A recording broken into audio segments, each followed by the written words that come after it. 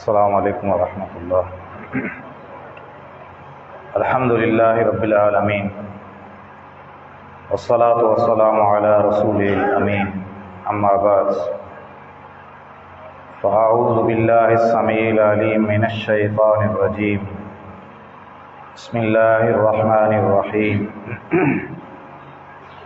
या अय्युहल्लज़ीना आमनू ला तुक़द्दिमू बैन यदयिल्लाहि व रसूलिही वत्तक़ुल्लाह इन्नल्लाह समीउन अलीम।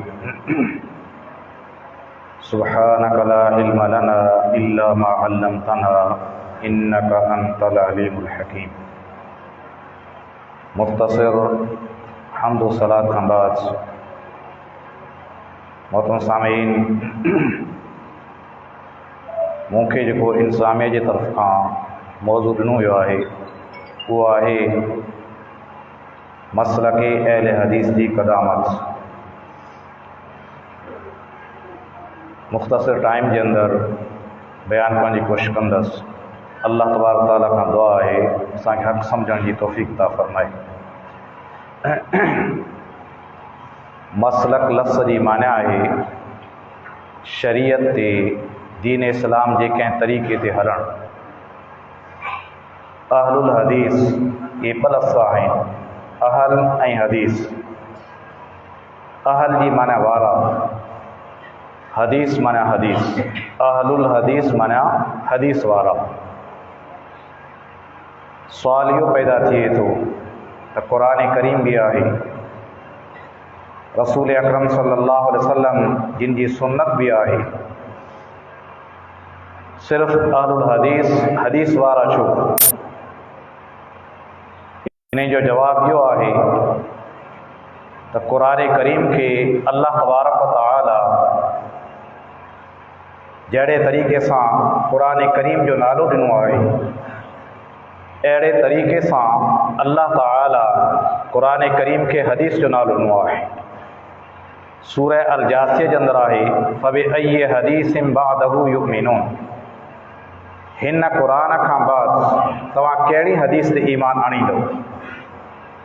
सूरह ज़ुमर जे अंदरि आहे, अल्लाहु नज़्ज़ल अहसनल हदीस। अल्लाह उहो आहे जंहिं सुहिणी हदीस खे नाज़िल कयो आहे, यानी क़ुरान करीम खे। अहिड़े तरीक़े सां रसूल अकरम सल्लल्लाहु अलैहि वसल्लम जिन जी सुन्नत ऐं हदीस पाक, इहे ॿ नाला हिकु शइ जा आहिनि। यानी हदीस असांखे हुकुम बि ॾिए थी ऐं हदीस असांखे तरीक़ो बि सम्झाए थी। मिसाल जे तौर ते सही बुखारी जी हदीस आहे, सहाबी अल्लाह जे रसूल सल्लल्लाहु अलैहि वसल्लम जिन जी निमाज़ खे बयानु कंदे फ़रमाए थो त इज़ा कब्बर रफ़अ यदैहि, पाण जॾहिं अल्लाहु अकबर चवंदा हुआ त रफ़ुल यदैन कंदा हुआ। इहो हदीस मां हुकुम मिलियो, ख़बर मिली त निमाज़ में पाण रफ़ुल यदैन कंदा हुआ। अॻियां लफ़्ज़ आहिनि, हज़्व मन के बहे, इहे हथ मथे कंदा हुआ कुल्लनि जे बराबरि। इहो तरीक़ो आहे, इनखे सुन्नत चइबो आहे। त हदीस बि हदीस आहे, क़ुरान करीम बि हदीस, रसूल अकरम सल्लल्लाहु अलैहि वसल्लम जिन जी सुन्नत बि हदीस। हदीस ते अमल करण वारे खे अहलुल हदीस चइबो आहे, जंहिंजो सबूत क़ुरान करीम जे अंदरि इन तरीक़े सां बि आहे जो अल्लाह तबारक व तआला अॻियां जेके माण्हू गुज़री चुका किताबनि जिन ते नाज़िल थिया, अल्लाह ताला किताब जो नालो ज़िक्र करे उनखे अहले किताब चयो आहे। मिसाल जे तौर ते यहूदियन ते तौरात नाज़िल थिए थी। अल्लाह तबारक व तआला क़ुरान करीम में उन्हनि खे मुखातिब थिए थो, या अहलल किताब, ऐं अहले किताब। ईसाइयनि ते इंजील नाज़िल थिए थो, अल्लाह फरमाए थो वल यहकुम अहलुल इंजील, अहले इंजील तौरात मुताबिक़, इंजील मुताबिक़ फ़ैसिलो कनि। अहिड़े तरीक़े सां क़ुरान ऐं हदीस ते अमल करण वारे खे अहलुल हदीस चइबो आहे। इहो को फ़िरक़ो न आहे, इहा का जमायत न आहे, इहो उहो मनहज आहे जंहिंखे मोहम्मद मुस्तफ़ा सल्लल्लाहु अलैहि वसल्लम खणी करे असहाब मोहम्मद जे साम्हूं पेश कयो आहे। उन खां बाद दुनिया जो उसूल आहे जेतिरे क़दुरु जंहिं शइ जी अहमियत ज़्यादा हूंदी आहे उन जा नाला ज़्यादा हूंदा। हिया जमायत आहे नबी साईं जे ज़माने खां वठी करे अॼु ॾींहं ताईं 1500 सदियूं गुज़री चुका आहिनि। मुख़्तलिफ़ नालनि सां मुख़्तलिफ़ लक़बनि सां दुनिया में मौसूफ़ आहे। कंहिं दौर जे अंदरि इहा उहा ई जमायत आहे जंहिंखे असहाब सुनन चइबो हो, असहाबुल हदीस चइबो हो, असहाब मोहम्मद चइबो हो, आलुल असर चइबो हो, अल असर चइबो हो। अहिड़े तरीक़े सां आलुल हदीस जो नालो मौजूदु आहे। 15 सदियूं गुज़री चुकियूं आहिनि। हर दौर जे अंदरि आलुल हदीस जो वजूद मौजूदु आहे। इमाम मोहम्मद इमाम अबू हनीफा जो शागिर्द आहे। उन जो किताब आहे मुवत्ता इमाम मोहम्मद, जंहिंजे अंदरि आलुल हदीस जो लफ़्ज़ मौजूदु आहे। इमाम तिरमिज़ी रहमहुल्लाह जंहिंजो हदीस जो किताब जामे तिरमिज़ी आहे, जंहिंमें बार बार आलुल हदीस जो नालो ज़िक्र करे थो। अहिड़े तरीक़े सां इमाम मालिक बिन अनस रहमहुल्लाह खे मिनहाज सुन्नह वारो इमाम आलिल हदीस चए थो। इमाम मुस्लिम रहमहुल्लाह खे इमाम आलिल हदीस चयो वियो। इमाम अहमद बिन हंबल रहमहुल्लाह जे बारे में मुख़्तलिफ़ अलक़ाब आहिनि। हिकु लक़ब इहो बि आहे त अहमद रजुलुन मिन आलिल हदीस। अहमद बिन हंबल आलुल हदीस जो हिकु फ़र्द हो। आलुल हदीस उहा जमायत आहे जंहिंजे बारे में इमाम सुफियान सौरी रहमहुल्लाह जेको 164 हिजरी में फ़ौत थियो आहे उहो चवे थो जहिड़े तरीक़े सां फ़रिश्ता आसमान जा चौकीदार आहिनि, आलुल हदीस ज़मीन जा चौकीदार रहिया। इमाम अब्दुल्लाह बिन मुबारक रहमहुल्लाह फरमाए थो क़यामत जे ॾींहुं पुल सिरात ते जेकॾहिं का जमायत साबित कदम रहंदी त उहा जमायत आलुल हदीस आहे। इमाम मुस्लिम रहमहुल्लाह सही मुस्लिम लिखे थो मुक़दमे जे अंदरि फरमाए थो आऊं आलुल हदीस ते मज़हब खे बयान करण लॻो आहे। इमाम इब्न अब्दुल बर रहमहुल्लाह उंदुलुस जे अंदरि उन खां फ़तवा तलब कई वई। सुवाल कयो वियो त छा हर नशे और शइ हराम आहे? इमाम साहिब जवाब दे थो क़ाल आलुल मदीनते व साइरु आलिल हिजाज़ व आमतु आलिल हदीस व अइम्मतिहिम इन कुल्ल मुस्किरिन हरामुन।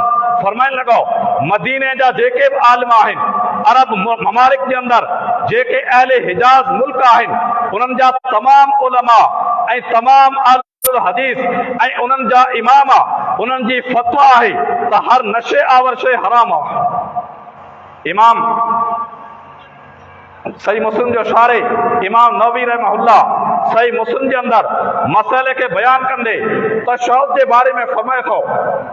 तशहुद जे बारे में ॿ हदीसूं आहिनि। इब्न मसूद रज़ी अल्लाह अन्हु खां इब्न अब्बास रज़ी अल्लाह अन्हु खां मसइले खे बयान कंदे फरमाए थो त जमहूरुल फुक़हा व अहलुल हदीस, जमहूर फुक़हा ऐं अहले हदीस जे नज़दीक इब्न मसूद रज़ी अल्लाह अन्हु जो तशद्दुद खां असुल आहे। ये हवाला ॾियण जो मक़सदु इहो आहे त हर दौर जे अंदरि आलुल हदीस मौजूदु आहिनि। तव्हां तारीख़ पढ़ी ॾिसो, दौर सहाबा जो हुजे, दौर ताबईन जो हुजे, दौर तबा ताबईन जो हुजे, दौर मुहद्दिसीन जो हुजे, दौर आइम्मा दीन जो हुजे, दौर मुज्तहिदीन जो हुजे, दौर अहले इल्म जो हुजे, दौर इल्म मंतिक जो हुजे, दौर इल्म बयान जो हुजे, दौर में इल्म बलागत जो हुजे, दौर कहिड़ो बि हुजे, हर दौर जे अंदरि आलुल हदीस उहा जमायत आहे जंहिं दलाइल सां बराहीन सां बातिल जो मुक़ाबिलो कयो आहे। नबी अकरम सल्लल्लाहु अलैहि वसल्लम जिनखे अल्लाह ताला हुकुम फरमाए थो, पाण पैगाम खणी करे अचनि था जंहिंखे शरीयत चइबो आहे, उहा शरीयत छा आहे? क़ुरान ऐं हदीस शरीयत जो नालो आहे। अल्लाह ताला पाण खे हुकुम फरमाए थो उदो इला सबील रब्बिका बिल हिकमत वल मौइज़तिल हसना, पंहिंजे रब जे तरफ़ माण्हू खे दावत ॾे हिकमत सां ऐं सुहिणा वाज़ सां। काइनात जो इमाम मोहम्मद मुस्तफ़ा सल्लल्लाहु अलैहि वसल्लम दावत पेश कनि था। दावत छाजी आहे? पाण फरमाइनि था अय्युहन नास, ऐ इंसानो अना तारिकु फीकुम सकलैन, आओ तव्हांजे अंदरि ॿ शयूं छॾियो वञा। अव्वलुहुमा किताबुल्लाह, पहिरीं शइ अल्लाह जो किताब आहे। हुव हब्लुल्लाहिल मतीन, अल्लाह जो किताब अल्लाह जी रसी आहे। जंहिं शख्स किताबुल्लाह ते अमल कयो, क़ुरान करीम ते अमल कयो, कान अलल हुदा, उहो शख्स हिदायत ते हूंदो। जंहिं क़ुरान करीम खे छॾे ॾिनो, कान अलल ज़लाला, उहो गुमराही ते हूंदो। पाण समझ था तरक्तो फीकुम अमरैन, आउं तव्हांजे अंदरि ॿ शयूं छॾियो वञा, लन तज़िल्लू मा तमस्सक्तुम बिहिमा, जेसि ताईं तव्हां उन्हनि ॿिन्ही ते अमल कंदो, दुनिया जी का ताक़त तव्हांखे हक़ खां हटाए न सघंदी। ॿ शयूं छा आहिनि? किताबुल्लाह व सुन्नत रसूलिही, अल्लाह जो किताब क़ुरान करीम आहे, रसूलुल्लाह जी सुन्नत हदीस पाक आहे। पाण समझ था आउं तव्हांखे इन हालत में छॾियो वञा, तरक्तुकुम अलल बैज़ा लैलुहा कनहारिहा, जंहिं अहिड़े दीन ते अहिड़े रोशन तरीक़े ते छॾियो वञा जंहिंजी राति बि ॾींहं वांगुरु रोशन आहे। चवण जो मक़सदु था इमामुल अंबिया, इमामुल हुदा मोहम्मद मुस्तफ़ा सल्लल्लाहु अलैहि वसल्लम क़ुरान ऐं हदीस जी दावत पेश कनि था। अल्लाह फरमाए थो, ऐ नबी इन्नका लतहदी इला सिरातिन मुस्तक़ीम, बेशक तव्हां सिरात मुस्तक़ीम जो ॾस ॾियो। नबी पाक सल्लल्लाहु अलैहि वसल्लम इहा दावत असहाब मोहम्मद खे ॾिनी। सहाबा क़ुरान करीम ते अमल कनि था, रसूलुल्लाह जी सुन्नत ते अमल कनि था ऐं आलुल हदीस बणजनि था। सभ खां पहिरियां आलुल हदीस असहाब मोहम्मद आहिनि, जिन जे अंदरि हज़रत अबू हुरैरा, हज़रत इब्न अब्बास, हज़रत अबू सईद खुदरी रज़ी अल्लाह अन्हुम खे आलुल हदीस ते लक़ब सां सॾियो वञिबो हो। आलुल हदीस खां बाद उहे असहाब मोहम्मद हुआ, तंहिं करे नालो असहाब पइजी वियो। छो त सहाबी उनखे चइबो आहे जंहिं रसूलुल्लाह खे ॾिठो, ऐं इहो एॾो शरफ़ आहे जो अल्लाह ताला उन तां जहन्नम जी बाहि खे हराम करे छॾियो। तंहिं करे पहिरियां आलुल हदीस असहाब मोहम्मद हुआ, जेके पाण खे असहाब रसूल चवराईंदा। असहाब मोहम्मद उहे आलुल हदीस हुआ जेके क़ुरान ऐं हदीस ते पाण अमल कंदा हुआ ऐं माण्हुनि खे तंबीह कंदा हुआ, पाबंद कंदा हुआ क़ुरान करीम ते अमल जे बारे में। जहिड़े तरीक़े सां हज़रत इब्न अब्बास रज़ी अल्लाह अन्हु, बल्कि इब्न अब्दुल्लाह रज़ी अल्लाह अन्हु बैतुल्लाह जो तवाफ़ करे पियो। तवाफ़ जे दौरान बसरा खां हिकु जमायत आई, जेका अची करे रसूलुल्लाह जे न सहाबीअ सां मुलाक़ात करे थी, ऐं उन्हनि जे अंदरि हिकु शख़्स आहे जाबिर बिन ज़ैद, उन जो नालो आहे। उहो चवे थो अना मिन फुक़हाए बसरा, आउं बसरा खां हिकु जमायत वठी आयो आहियां ऐं उन जमायत जो आउं फ़क़ीह आहियां।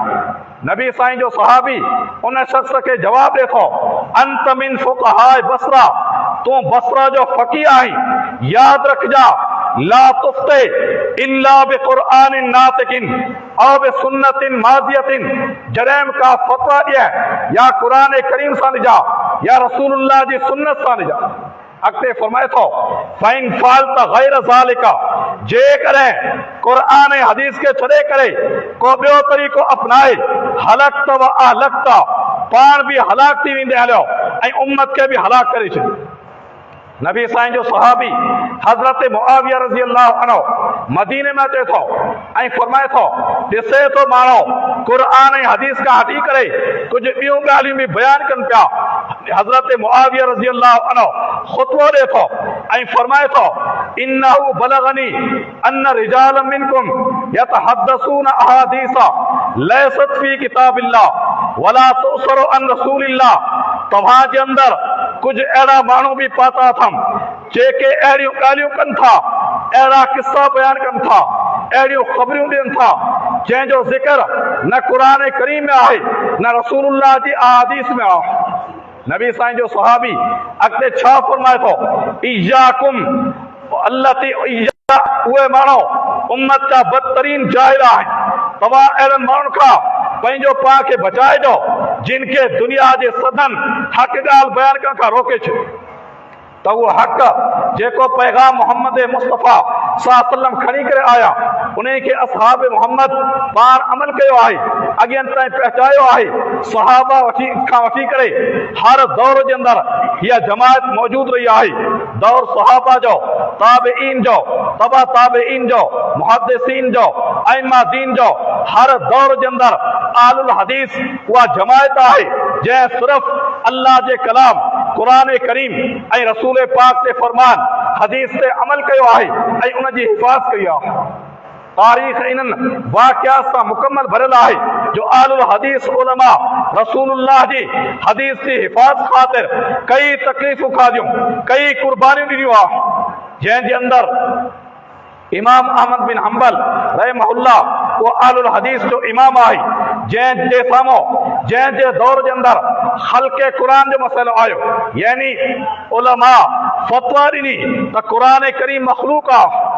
बादशाह इमाम अहमद बिन हंबल रहमहुल्लाह खे क़ैद करायो ऐं सख़्तीअ सां या फ़तवा ॾियारणु चाही त या फ़तवा ॾे त क़ुरान करीम मख़लूक़ आहे, अल्लाह जो कलाम न आहे। यो अहल हदीस जो आलिम आहे, वक़्त जो इमाम आहे।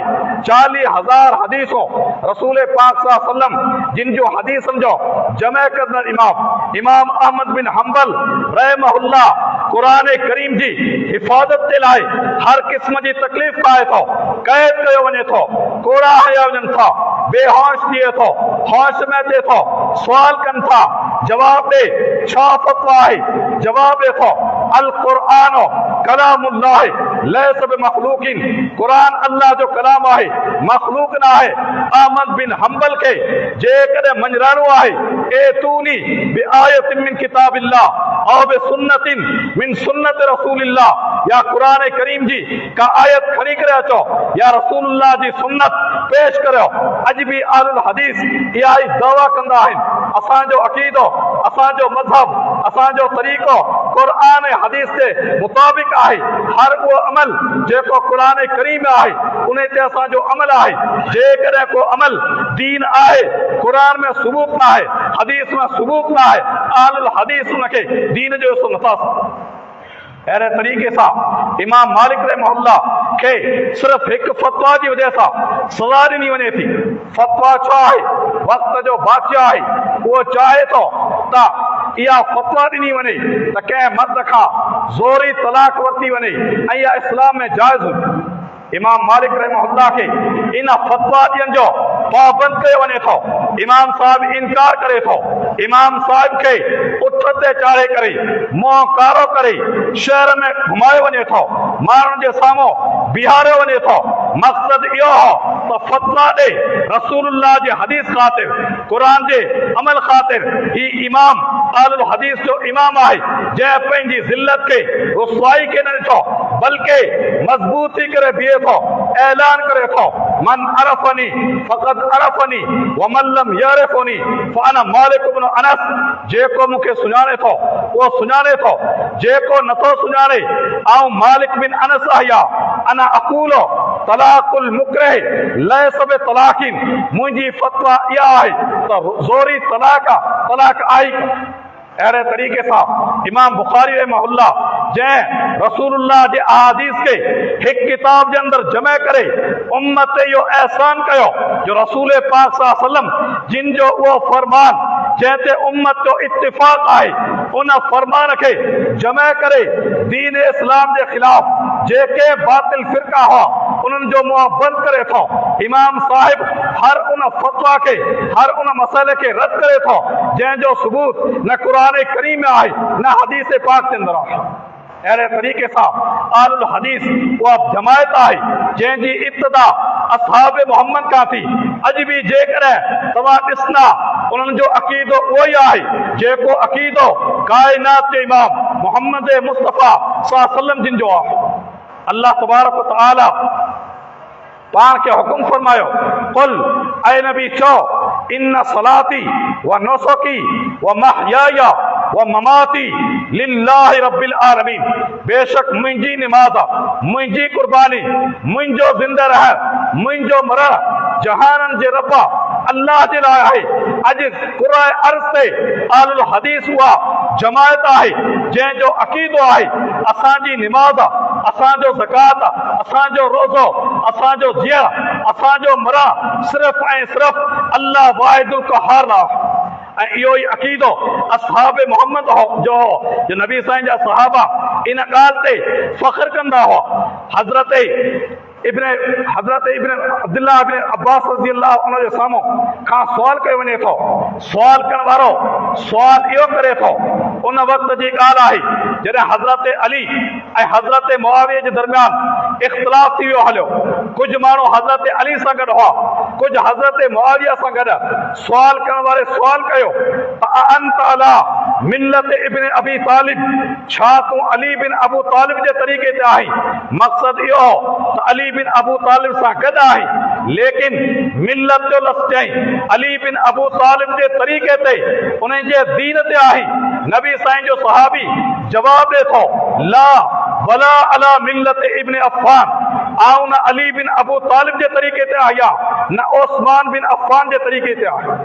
सुवाल करण वारे सुवाल कयो फअला मिल्लत मन, पोइ कंहिंजे तरीक़े ते आई? जवाब ॾे थो अला मिल्लत मोहम्मद सल्लल्लाहु अलैहि वसल्लम, मोहम्मद मुस्तफ़ा सल्लल्लाहु अलैहि वसल्लम जे तरीक़े ते आहे।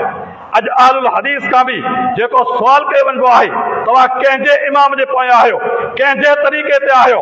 जवाब इहो ई मिलंदो, असांजो इमाम मोहम्मद मुस्तफ़ा आहे, असांजो तरीक़ो मोहम्मद मुस्तफ़ा सल्लल्लाहु अलैहि वसल्लम जो तरीक़ो आहे। नबी अकरम सल्लल्लाहु अलैहि वसल्लम जिन एक पेशेंट को ही फरमाई, पान फरमाइन था इन बनी इसराइल तफर्रकत सिंतैन व सबईन मिल्ला, बनु इसराइल उम्मत 72 फिरकन में तक़सीम थी ऐं मुंहिंजी उम्मत 73 फिरकन में तक़सीम थींदी, कुल्लुहुम फिन्नार इल्ला मिल्लतन वाहिदा। पान फरमाइन था सब जो सब जहन्नम जे अंदरि सवाइ हिकिड़ो गिरोह। अॼु जंहिं दौर जे अंदरि असां रही रहिया आहियूं, पेशेंट कोई साबित थी चुकी, 73 फिरका अची चुका आहिनि। को देवबंदी आहे, को बरेली आहे, को नक्शबंदी आहे, को चिश्ती आहे, को सहरवर्दी आहे, को जाफरी आहे, को इमामी आहे, को इस्ना अशरी आहे, को हयाती आहे, को ममाती आहे। 73 फिरका बणिजी चुका, लेकिन कंहिंखे कोई इख़्तिलाफ़ न आहे इन ॻाल्हि ते त वाक़िअतन इहे ई 73 फिरका आहिनि। छो त नबी साईं जॾहिं हदीस बयानु कई, नबी साईं जे सहाबा बि इहो सुवाल कोन कयो त 73 फिरका इहे कहिड़ा हूंदा। सहाबा सुवाल कनि था मन हे या रसूल अल्लाह, अल्लाह जा रसूल, जेको फिरको हक़ ते हूंदो, जेको गिरोह हक़ ते हूंदो, जेका जमायत हक़ ते हूंदी, उहा कहिड़ी जमायत? पाण फरमाइनि था मां अना अलैहि व असहाबी, या उहा जमायत हूंदी जंहिंजो तरीक़ो इहो हूंदो जंहिं तरीक़े ते अॼु आऊं ऐं मुंहिंजा सहाबा।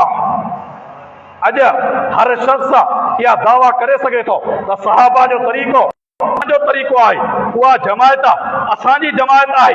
लेकिन इन ॻाल्हि खे सम्झण जे लाइ असहाब मोहम्मद जे तरीक़े खे ॾिठो वञिबो त उहे कहिड़े किताब ते अमल कंदा हुआ, तरीक़ो छा हो। जेकॾहिं को शख़्स इहा दावा कंदो त सहाबा हनफी हुआ त सॼी सारी मिल्लत मुस्लिमा, सभ जा सभु मुस्लमान इन ॻाल्हि जो इनकार कंदा सहाबा हनफी न हुआ। छाजे करे? छो त इमाम अबू हनीफा उन वक़्तु पैदा ई न थियो। इमाम साहिब 80 हिजरी में पैदा थिए थो, जवानी खे पहुचे थो, अञा इल्मु हासिल न कयो अथसि, तेसि ताईं सहाबा जो दौर मुकमल थी। अहिड़े तरीक़े सां को शख़्स इहा दावा नथो करे सघे त सहाबा शाफ़ी हुआ, सहाबा हम्बली हुआ, सहाबा मालिकी हुआ। को बि शख़्स दावा नथो करे सघे। छाजे करे? वजह इहा आहे त इमाम अबू हनीफा हुजे, इमाम मालिक हुजे, इमाम शाफ़ी हुजे, इमाम अहमद बिन हंबल हुजे, इहे सभ जा सभु इमाम सहाबा जे दौर खां बाद जा इमाम आहिनि। जेकॾहिं सहाबा जे दौर में हुजनि हा त इमाम न हुजनि हा, सहाबी हुजनि हा, सहाबी जो मक़ाम इमाम खां बुलंद आहे। तंहिं करे सुवाल इहो पैदा थिए थो त सहाबा कहिड़े तरीक़े ते हुआ, उन्हनि जो मनहज छा हो। क़ुरान करीम ख़ुदि ख़बर ॾिए थो त असहाब मोहम्मद क़ुरान करीम ऐं हदीस पाक ते अमल कंदड़ हुआ। कहिड़े तरीक़े सां? अल्लाह ताला सूरह नूर जे अंदरि सहाबा जी सिफ़त खे बयानु कंदे फरमायो, इज़ा दुऊ इलल्लाहि व रसूलिही, रसूलुल्लाह जा सहाबा हिन उम्मत जा पहिरियां मोमिना, इज़ा दुऊ इलल्लाहि व रसूलिही, जॾहिं उन्हनि खे सॾियो वञे थो अल्लाह जे तरफ़, अल्लाह जे रसूल जे तरफ़, लियहकुम बैनकुम, तव्हांजे दरमियान क़ुरान ऐं हदीस जे ज़रिए फ़ैसिलो कयो वञे, दीन सम्झायो वञे। क़ालू समेना व अताना, ऐं यक़ूलू समेना व अताना, चवंदा आहिनि असां ॿुधोसीं इताअत कईसीं, जंहिंमां साबित थियो त सहाबा जो तरीक़ो क़ुर ऐं हदीस जो तरीक़ो। अहिड़े तरीक़े सां रसूल पाक सल्लल्लाहु अलैहि वसल्लम जिन पेशनि को ई फरमाइनि था, पाण फरमाइनि था अहिड़ो दौर ईंदो जो हिन उम्मत जे अंदरि पाण फरमाइनि था हिकु अहिड़ी जमायत हूंदी जेके हमेशह हक़ ते रहंदा, आदिल रहंदा, दीन इस्लाम जी हिफ़ाज़त कंदा, इन दीन खे बातिल जे तावील खां, जाहिलनि जे तरीक़े खां महफ़ूज़ कंदा। तारीख़ इन ॻाल्हि खे साबित कयो आहे त उहा जमायत आलुल हदीस जी जमायत आहे जंहिं हर दौर जे अंदरि क़ुरान करीम ऐं हदीस पाक जी हिफ़ाज़त कई आहे। नबी पाक सल्लल्लाहु अलैहि वसल्लम जिन जो फरमान आहे अलैकुम बिसुन्नती व सुन्नतिल खुलफाए राशिदीन, पाण फरमाइनि था लाज़िम करियो मुंहिंजी सुन्नत खे ऐं सुन्नत खुलफाए राशिदीन जी। बाज़ माण्हू इहो सम्झंदा आहिनि त नबी साईं जी सुन्नत अलॻि आहे, खुलफाए राशिदीन जी सुन्नत अलॻि आहे, तंहिं करे चवंदा आहिनि हिकु रसूलुल्लाह जो तरीक़ो, ॿियो खुलफाए राशिदीन जो तरीक़ो। हिकु ज़ईफ़ हदीस जे तहत दलील वठंदे चवंदा आहिनि नबी साईं फरमायो असहाबी कन नुजूम बिअय्यिहिम इक़्तदैतुम इहतदैतुम, मुंहिंजा सहाबा सतारनि वांगुरु आहिनि, जंहिंजो तरीक़ो अपनाईंदो तव्हां हिदायत पाईंदो। लेकिन ईअं हरगिज़ न आहे। असां चऊं था हदीस खे आलुल हदीस खां सुञाणो, हदीस खे आलुल हदीस खां सम्झो, हदीस जो मफ़हूम छा आहे, मक़सद छा आहे, उन्हनि उलमा खां सम्झो जिन रसूलुल्लाह जी हदीस जी हिफ़ाज़त ख़ातिर पंहिंजो उमिरि सरफ़ कई आहे, जिन रसूलुल्लाह जी हदीस जी हिफ़ाज़त ख़ातिर पंहिंजो आल छॾियो, वतन छॾियो, सफ़र ते निकिता, तकलीफ़ूं काटियो, क़ैदनि जे अंदरि विया, वणनि जा पन खाधऊं, कोड़ा खाधऊं, हर क़िस्म जी तकलीफ़ सयाऊं जिस्म ते, लेकिन रसूल पाक सल्लल्लाहु अलैहि वसल्लम जे फरमान में ज़रे बराबर का आच अचण न ॾिनो। उन्हनि खां हदीस खे सम्झो। नबी साईं जो फरमान आहे अलैकुम बिसुन्नती व सुन्नतिल खुलफाए राशिदीन, लाज़िम करियो मुंहिंजी सुन्नत खे ऐं खुलफाए राशिदीन जी सुन्नत खे, जंहिंजो मक़सद इहो न आहे खुलफाए राशिदीन जी सुन्नत का अलॻि आहे। छा वो अबू बकर उमर रज़ी अल्लाह अन्हुमा जिन जे बारे में अल्लाह जो नबी जंहिं वक़्त अबू बकर मौजूद न आहे, उमर मौजूद न आहे, मसइलो पेश थिए थो, पाण हिकु वाक़ियो बयानु कनि था बनी इसराइल क़ौम जो, त उन्हनि जे साम्हूं ढगे आवाज़ कयो, ढगे ॻाल्हायो, सहाबा ताजुब कनि था त जानवर ॻाल्हाइण लॻो। अल्लाह जो नबी फरमाइनि था इन ॻाल्हि ते मुंहिंजो ईमान आहे, अबू बकर जो ईमान आहे, उमर जो ईमान आहे त उहे माण्हू जिन जी गैर मौजूदगी में अल्लाह जो नबी ईमान जी गवाही ॾे, उहो अबू बकर जंहिंखे रसूलुल्लाह सां मोहब्बत एतिरी जो रसूल पाक जे हदीसनि खे नफ़र करे छॾे थो, इन दफ़ खां त मता का अहिड़ी ॻाल्हि चवा जेका अल्लाह जे रसूल चई न आहे, ग़लती थी वञे हली। उहो अबू बकर जंहिं लश्कर उसामा खे इन वजह सां मोकिलियो, जवाब ॾे थो मां रद्दतु जैशन वजहु रसूलुल्लाह वला हललतु लिवान अक़दहु रसूलुल्लाह, उन लश्कर खे अबू बकर न रोकींदो जंहिंजे वञण जो हुकुम अल्लाह जे नबीअ ॾिनो, उन झंडे खे अबू बकर हेठि न कंदो जंहिंजे खण जो हुकुम अल्लाह जे रसूल ॾिनो। छा उहो अबू बकर उमर रसूलुल्लाह जे तरीक़े खे छॾे करे ॿियो तरीक़ो अपनाइण लॻा? ईअं हरगिज़ न आहे, बल्कि हदीस जो मफ़हूम इहो आहे अलैकुम बिसुन्नती, लाज़िम करियो तव्हां मुंहिंजी सुन्नत खे। रसूल पाक फरमाए रहिया आहिनि त मुंहिंजे सुन्नत खे लाज़िम करियो। हा, जेकॾहिं तव्हां मुंहिंजे सुन्नत खे अमल जी सूरत में ॾिसणु चाहियो था, तरीक़ो ॾिसो अबू बकर जो, उमर जो, उस्मान जो, अली जो, जेको तरीक़ो खुलफाए राशिदीन जो आहे, इहा ई सुन्नत मोहम्मद मुस्तफ़ा सल्लल्लाहु अलैहि वसल्लम जी आहे। नबी पाक सल्लल्लाहु अलैहि वसल्लम जिन जो फरमान आहे अल्लाह अल्लाह फी असहाबी ला तत्तखिज़ूहुम मिन बादी गरज़ा, मुंहिंजे सहाबा जे बारे में अल्लाह खां डिॼंदा रहिजो। ला तत्तखिज़ूहुम मिन बादी गरज़ा, मुंहिंजे वञण खां बाद मुंहिंजे सहाबा खे पंहिंजे गरज़ जो निशानो न बनाइजो। ज़मीन ते जेकॾहिं का अहिड़ी जमात जेका ख़ालिस असहाब मोहम्मद जो दिफ़ा करे थी, उन्हनि जे सीरत खे बयानु करे थी, उन्हनि जे हक़ में उन्हनि जे शान जे अंदरि किताब लिखिया, हर तरह सां हिफ़ाज़त कई आहे, त उहा जमात आलुल हदीस आहे। ॿिए तरफ़ उहे बि आहिनि जेके दावा असहाब मोहम्मद सां मोहब्बत थी कनि था, लेकिन उन्हनि जो अक़ीदो इहो आहे किताबनि जे अंदरि असहाब मोहम्मद जे बारे में एतिरे हद ताईं लिखियल आहे। कंहिं सहाबीअ जे बारे में चवनि था गैर फ़क़ी आहे, कंहिंजे बारे में चवनि था त इस्लाम खे ॼाणंदो ई न हो, कंहिंजे बारे में चवनि था आहे त सहाबी पर अबू हनीफ़ा उन खां अफ़ज़ल आहे। अहिड़े तरीक़े सां नबी पाक सल्लम कई पेशेन कयो बयान कयो आहे जेके आलुल हदीस के बारे में सच्चू साबित थियनि थियो। अॼु असांजे साम्हूं कई मिसाल पेश कया वञिबा आहिनि, चवंदा आहिनि त हिननि जो को इमाम न आहे, असां इमाम जा पोइ लॻा आहियूं। यादि रखो इमाम ॿ क़िस्म जा हूंदा आहिनि, हिकु उहो इमाम जेको इल्म जो इमाम हुजे।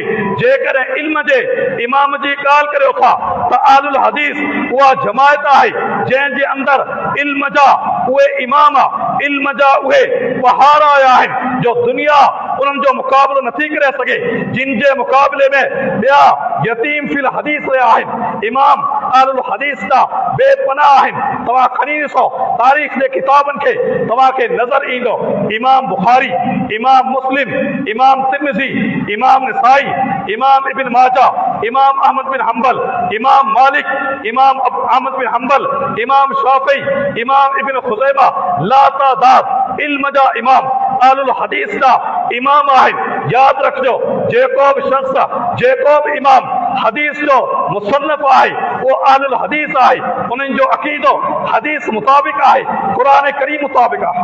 अहिड़े तरीक़े सां ॿियो इमाम जंहिंजो तरीक़ो अपनायो वेंदो आहे उन में ॿ सूरतूं उन जूं ॿ सिफ़तूं हुजणु खपनि। हिकु सिफ़त इहा त इमाम उनखे चइबो जेको शरीयत खे बनाए, शरीयत जो ढांचो ठाहे त ही हलाल आहे, ही हराम आहे, ही जाइज़ आहे, ही नाजाइज़ आहे, हिन जो हुकुम करे हिन खां अमल करणो आहे, हिन खां रुकजणो आहे। इहो इमाम सिर्फ़ इमामुल अंबिया मोहम्मद मुस्तफ़ा सल्लम आहिनि। इन मक़ाम ते पाण फ़ाइज़ आहिनि जो जेकॾहिं इन जे मुक़ाबले में हज़रत मूसा अलैहिस्सलाम बि अचनि हा, पाण फरमाइनि था मां वसअतहु इल्ला इत्तिबाई, ज़मीन उनखे जॻह न ॾे हा तव्हांजो मोहम्मद मुस्तफ़ा सल्लम जी ताबेदारी करे हा। अहिड़े तरीक़े सां इमाम जे अंदरि ॿी सिफ़त इहा हुजे जो चयो वञिबो आहे इमाम जो तरीक़ो अपनाइणो आहे। जीअं तव्हां ॿुधंदा आहियो पीर तरीक़त, इमाम तरीक़त, रहबर शरीयत, अल्लाह ताला मोहम्मद मुस्तफ़ा सल्लम खे मबूस फरमायो शरीयत जो इमाम बनाए करे। अहिड़े तरीक़े सां हुकुम फरमाई अतीउल्लाह व अतीउर रसूल, रसूल जी ताबेदारी करियो। अल्लाह ताला अतीउर रसूल चई करे समझाए छॾियो त शरीयत जो इमाम भी मोहम्मद मुस्तफ़ा है, तरीक़त जो इमाम भी मोहम्मद मुस्तफ़ा है। तंहिं करे मुंहिंजे मिलत जा गयूर नौजवानो आलुल हदीसो तव्हां उहे खुश नसीब इंसान आहियो जो क़यामत जो ॾींहुं क़ाइम थींदो। तव्हांजो इमाम मोहम्मद मुस्तफ़ा सल्लम आहे। इमाम भी मुस्तफ़ा, रहबर भी मुस्तफ़ा, इमाम शरीयत जो इमाम भी मोहम्मद मुस्तफ़ा, मुर्शिद भी मोहम्मद मुस्तफ़ा। असां उहे खुश नसीब इंसान आहियूं क़यामत जो ॾींहुं क़ाइम थींदो हौज़ कौसर ते आलुल हदीस जे लाइ इमामुल अंबिया मोहम्मद मुस्तफ़ा सल्लम मौजूद हूंदा। उहा पाक बाल हस्ती हिन जमायत जो सां मुलाक़ात कंदी। अल्लाह ताला इहो शरफ़ असांखे अता कयो आहे, न के उन्हनि खे जिन जे साम्हूं रसूलुल्लाह जी हदीस अचे थी। हिकु साल न, 2 साल न, बल्कि 1400 साल ताईं, 14 साल ताईं गौर कनि था त हिन हदीस के रद्द कीअं करियो। उन्हनि जे लाइ अल्लाह जो रसूल सल्लम हौज़ कौसर ते इस्तक़बाल जे लाइ न बीहंदा, बल्कि उहे खुश नसीब इंसान तव्हीं आहियो जिन जे बारे में मोहम्मद रसूलुल्लाह सल्लम 1400 साल अॻु में पेशेन कोई फरमाए विया। पाण फरमाइनि था मुंहिंजा भाइर ईंदा, उन्हनि जी सिफ़त छा आहे यवद्दु आदम, उहे पसंदि कंदा पंहिंजो माल ॾियनि, पंहिंजी जान ॾियनि, सभु कुझु ॾियनि इन शर्त ते जो उन्हनि जी अल्लाह जे रसूल सां मुलाक़ात थी वञे हली। त अल्हम्दुलिल्लाह जमायत आल हदीस असहाब मोहम्मद का वठी करे अज दौर ताईं 1500 सदियों थी चुकियूं आहिनि, हर दौर में मौजूद है। जेस ताईं दुनिया बाक़ी रहंदी, जेस ताईं क़ुरान हदीस बाक़ी रहंदा, हिया जमायत हक़ ते क़ाइम रहंदी। अल्लाह जो फरमान है, अल्लाह जे रसूल जो फरमान है त जेस ताईं क़ुरान हदीस ते अमल कंदा रहंदा, लन तज़िल्लु मा तमस्सकतुम बिहिमा, दुनिया जी का ताक़त इनके हक़ खां हटाए न सघे। त अल्लाह ताला खां दुआ आहे असांखे हक़ ते साबित क़दम रहण जी तौफ़ीक़ अता फ़रमाए। अक़ूलु क़ौली हाज़ा वस्तग़फ़िरुल्लाह।